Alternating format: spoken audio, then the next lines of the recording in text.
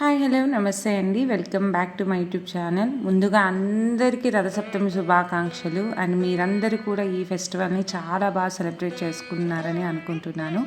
ఈరోజు ఏంటంటే మన ప్రత్యక్ష దేవుడైన సూర్య భగవానికి పూజ చేస్తూ ఉంటాం కదా. సో ఆయన ఉదయించక ముందే ఇంట్లో దీపం పెట్టేసుకొని ఒకటి పావు పాలని 3 సార్లు పొంగించాలన్నమాట. ఇదేంటంటే యూజువల్లీ మనము బయట చేస్తూ ఉంటాం. బట్ ఇప్పుడున్న సిచ్యువేషన్స్లో బయట పొయ్యి పెట్టి వెలిగించి పాలు వేసి పొంగించి పొంగల్ చేసేదైతే అస్సలు కుదరదు కాబట్టి మనం గ్యాస్ పైనే చేసేసుకుంటున్నాం. అంటే కొత్త గిన్నెలో చేయాలి అని చెప్పి నా దగ్గర ఇది కొత్త గిన్నె ఉండిందనమాట. అందుకని దీంట్లో చేసేస్తున్నాను. మామూలుగా అయితే ఇత్తడి దాంతో చేస్తే చాలా మంచిది. సో నేను ఇత్తడిది తీసుకోలేదనమాట. కొత్తది ఆల్రెడీ ఉంది కదా, కొనుక్కుంటూ ఉంటే ఎక్కువ అయిపోతున్నాయి సామాన్లు అనిపించి తీసుకోలేదన్నమాట. ఇలా 1.25 లీటరు పాలు పోసుకొని పొంగించాలన్నమాట 3 టైమ్స్. ఆల్మోస్ట్ పొంగడానికి వస్తుంది. ఇది కూడా నేను దీపం పెట్టిన తర్వాతే పొంగిస్తానమాట. బికాజ్ ఇంట్లో దీపం లేకుండా పాలు పొంగించకూడదు అంటారు కదా, అందుకని చెప్పి. సో ఆబ్వియస్లీ పాలు అయితే పొంగిపోతున్నాయి.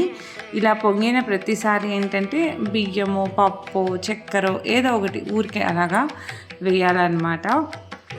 నేనైతే నా దగ్గర ఆల్రెడీ పొంగల్ కానీ బియ్యం నానపెట్టుకున్నాను కదా, ఆ బియ్యం అయితే కొంచెం కొంచెం వేసేస్తున్నాను.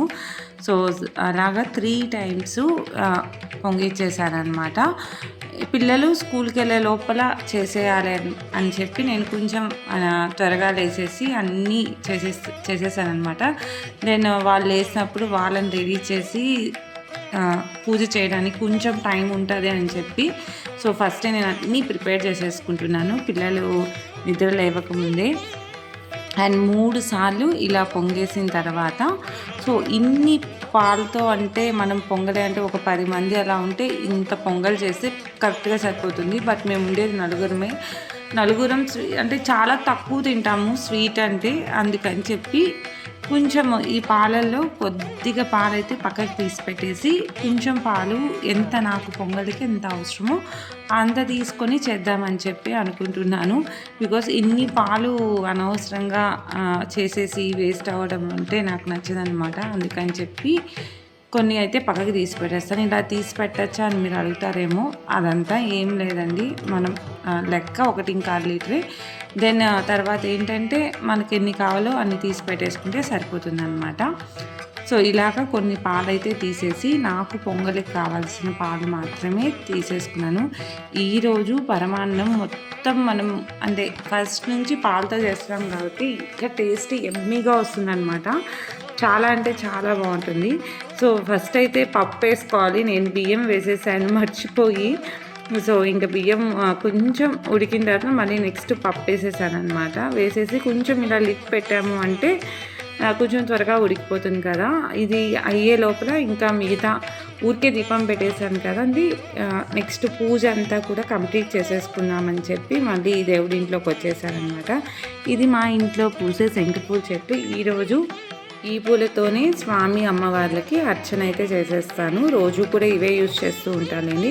ఫైనల్గా పొంగల్ అయితే రెడీ అయిపోయింది. పచ్చ కర్పూరం వేయకుండా ప్రసాదం ఎలా రెడీ అవుతుంది చెప్పండి. అండ్ ఫైనల్గా కొంచెం పచ్చ కర్పూరం వేసేసి పొంగల్ అయితే రెడీ చేశాను. చూసేదానికి చాలా ఎమ్మీగా ఉంది కదా, అండ్ టేస్ట్ కూడా చాలా అంటే చాలా బాగా వచ్చింది. ఎవ్రీథింగ్ అనమాట, స్వీటు నెయ్యి అన్నీ కరెక్ట్గా వచ్చింది అనిపించింది అనమాట. అండ్ నెక్స్ట్ నా పూజ కూడా ఆల్మోస్ట్ కంప్లీట్ అయిపోయింది. కంప్లీట్ అయ్యేసరికి ఒక 6:30 6:45 అయిపోయిందండి. ఇంకా పిల్లల్ని లేపి వాళ్ళని రెడీ చేయించాలన్నమాట.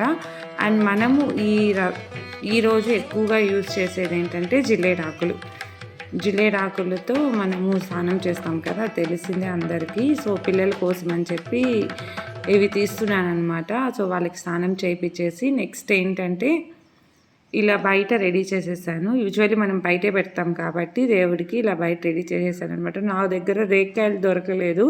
ఇంకా పిల్లలు వాళ్ళకు చాక్లెట్స్ ఏవో ఉంటే అవన్నీ అలా అరేంజ్ చేస్తున్నాడు అనమాట మా చిన్నబాబు.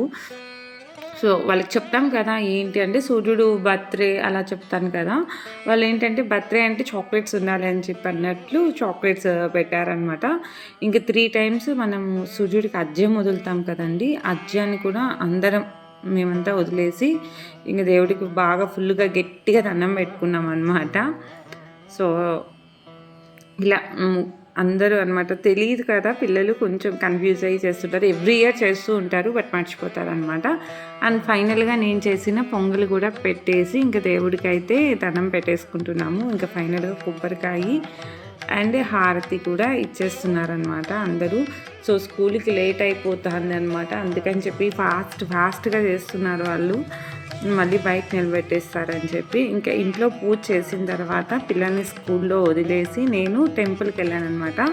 అసలు తెలియదు, ఎక్స్పెక్ట్ చేయలేదన్నమాట. అంటే ఇలాగ పూజ జరుగుతుంది అని చెప్పి నేను శివాలయానికి నార్మల్గా వెళ్ళానమాట. అంతలోపల అదే సూర్యభగవాన్ని కూడా అభిషేకాలు అన్నీ చూసేసి ఇంకా ఫైనల్గా శివుణ్ణి కూడా దర్శనం చేసేసుకున్నాను. అండ్ పూజ అయితే మాత్రం చాలా బాగా చేశారండి. బట్ నేను వెళ్ళేసరికి అభిషేకాలు అన్నీ అయిపోయాయి, అప్పటికి ఫైనల్ స్టేజ్లో ఉన్నిందనమాట పూజ అయితే. ఇలా మా రథసప్తమి అయితే కంప్లీట్ అయిపోయింది. హోప్ మీకు అందరికీ ఈ వీడియో నచ్చింది అనుకుంటున్నాను. నచ్చితే లైక్ చేయండి, షేర్ చేయండి, సబ్స్క్రైబ్ చేయడం అస్సలు మర్చిపోకండి. మళ్ళీ నెక్స్ట్ వీడియోలో కలుద్దాం. అప్పటిదాకా keep smiling and stay healthy. మీకు అందరికీ ఇంకొకసారి రథసప్తమి శుభాకాంక్షలు.